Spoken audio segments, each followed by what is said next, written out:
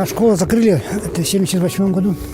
Все покатилось по наклону? И, конечно, и потихоньку все вниз, потом только начал арболиты строиться. Тогда опять началось приезжать, но опять же из-за школы, из детсада, опять же. И снова развалилось.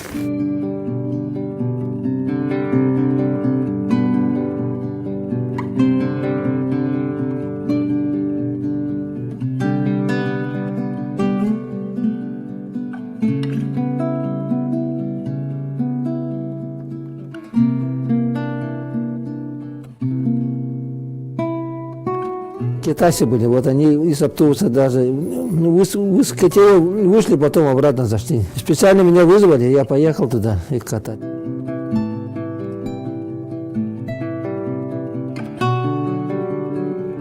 Здесь тоже рядом метров 300 в прошлом году нашли. Это вглубь туда, да? Не, вот в лесу. Вот здесь улица же нет, вот дома. Прям шерстью, даже экскремент нашли, говорят.